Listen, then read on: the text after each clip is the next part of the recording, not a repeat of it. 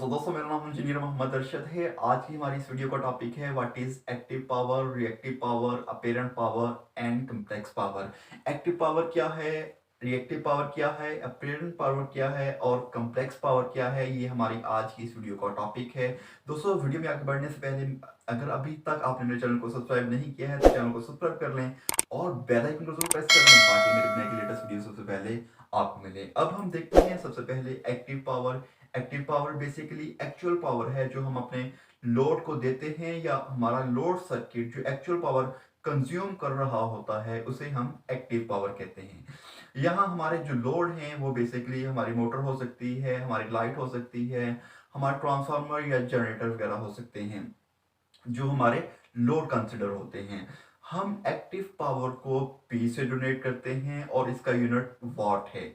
Basically active power हमारा एक angle है वोल्टेज और करंट के दरमियान। जब हम वोल्टेज और करंट को मल्टीप्लाई करेंगे और इन दोनों के दरमियान एंगल हमारा कॉस थीटा होगा तो उस सूरत में हमारी पावर क्या होगी, एक्टिव पावर होगी। यहाँ एक्टिव पावर के सामने मैंने एक फॉर्मूला लिखा है, active power is equal to V I cos theta. हमारी जो एक्टिव पावर है वो मैक्सिमम कब होगी, एक्टिव पावर हमारी मैक्सिमम तब होगी जब हमारे वोल्टेज और करंट के दरमियान एंगल है वो जीरो होगा। जब हम वी आई कॉस थीटा या थीटा हमारा जीरो होगा तो हमारी कॉस की वैल्यू मैक्सिमम होगी, मतलब हमारा कॉस 1 के बराबर होगा और हमारी एक्टिव पावर मल्टीप्लिकेशन होगी वोल्टेज और करंट का। अब हम इसी तरह रिएक्टिव पावर के बारे में देखते हैं कि रिएक्टिव पावर क्या है। रिएक्टिव पावर बेसिकली वो पावर है जो कॉन्टिन्यूसली बाउंस बैक होती है या फॉरवर्ड होती है।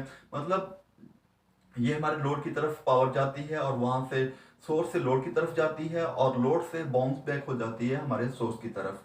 ये जो पावर ट्रेवल कर रही है ये पहले सोर्स से लोड की तरफ जाती है और लोड पे से बाउंस होके वहां कंज्यूम नहीं होती, बाउंस बैक हो जाती है सोर्स की तरफ। इस पावर को हम रिएक्टिव पावर कहते हैं। ये भी बेसिकली एंगल है हमारे वोल्टेज और करंट के दरमियान, लेकिन हम इस एंगल को साइन थीटा में लेंगे और हम इसे रिप्रेजेंट करेंगे हमारी रिएक्टिव पावर को क्यू से और इसका यूनिट होता है वार, VAR, वोल्टेज एम्पियर रिएक्टिव। ये हमारी रिएक्टिव पावर का यूनिट है।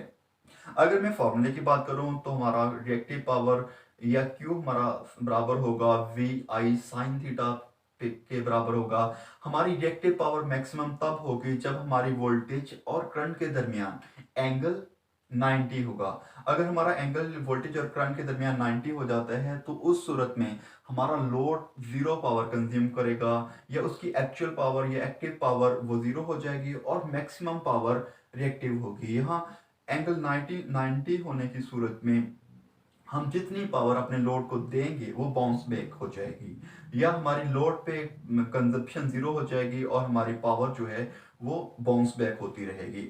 इसी तरह अगर हमारा जो एंगल है वोल्टेज और करंट के दरमियान वो जीरो होता है तो हमारी टोटल पावर हमारा लोड कंज्यूम कर रहा होगा। अब हम नेक्स्ट देखते हैं कि अपेरेंट पावर क्या है।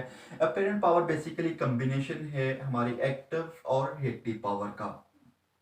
इसको हम कुछ इस तरह भी कह सकते हैं कि एक प्रोडक्ट है वोल्टेज और करंट के दरमियान। जब हम इन दोनों के दरमियान जो एंगल है उसको रेफरेंस नहीं लेते, without referencing the angle between voltage and current, उस सूरत में जो हमारी पावर होगी हम उसे अपेरेंट पावर कहेंगे। अपेरेंट पावर को हम डोनेट करते हैं एस के साथ और इसका यूनिट होता है वोल्ट एम्पियर, वोल्टेज एम्पियर या VA इसका यूनिट होता है। यहाँ मैंने अपेरेंट पावर का आपको फार्मूला भी दिखाया है, S is equal to P square. P हमारी एक्टिव पावर है प्लस क्यू स्क्र, क्यू जो है हमारी रिएक्टिव पावर है, इन दोनों का स्क्वायर रूट।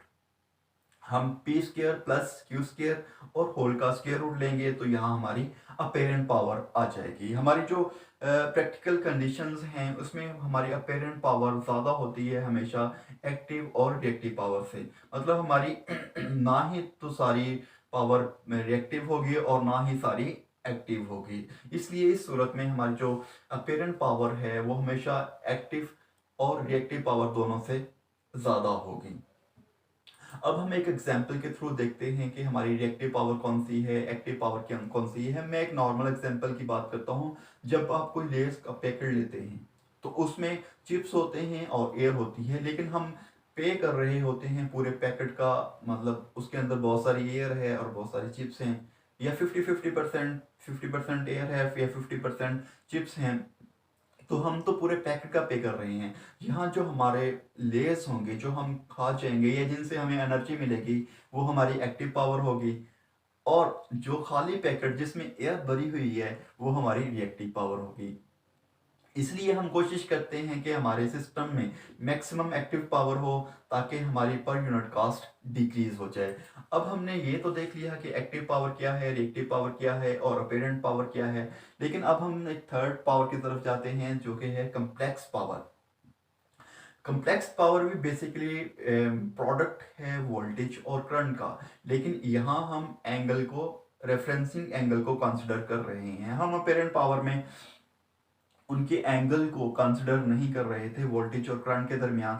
सिर्फ हम एक्टिव पावर और रिएक्टिव पावर की मैग्नीट्यूड ले रहे थे और एंगल को कंसिडर नहीं कर रहे थे। लेकिन यहाँ हम कम्प्लेक्स पावर में हम सम करेंगे एक्टिव और रिएक्टिव पावर का, लेकिन इनके दरमियान जो एंगल बन रहा होगा उसको भी हम रेफरेंस करेंगे।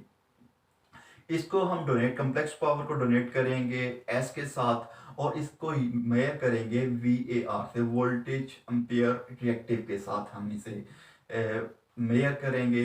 इसका कम्प्लेक्स पावर है जो इसको हम एस से डोनेट कर रहे हैं, और उसका ये जो सम बन रहा है reactive power plus active power को P से रिप्रेजेंट किया, प्लस Q को हम रिएक्टिव पावर कहते हैं। अगर मैं इसको मजीद सिंप्लीफाई करूं तो यहाँ हम पहले एक्टिव पावर लेंगे। एक्टिव पावर का फार्मूला हमारा था VI cos थीटा। हमने इसको पहले लेना है और प्लस करना है VI sin थीटा से, क्योंकि हम यहाँ एक्टिव और रिएक्टिव पावर को प्लस कर रहे हैं with respect to their angles. मतलब इनके एंगल्स को रेफरेंस रखते हुए हम इन दोनों पावर्स को कंबाइन कर रहे हैं या एड अप कर रहे हैं। ये हमारी कम्प्लेक्स पावर होगी। दोस्तों, इस तरह के मजीद वीडियोस देखने के लिए मेरे चैनल को सब्सक्राइब कर लें और बेल आइकन को जरूर प्रेस कर लें, ताकि मैं लेटेस्ट वीडियो सबसे पहले आपको मिलें। अल्लाह हाफिज़।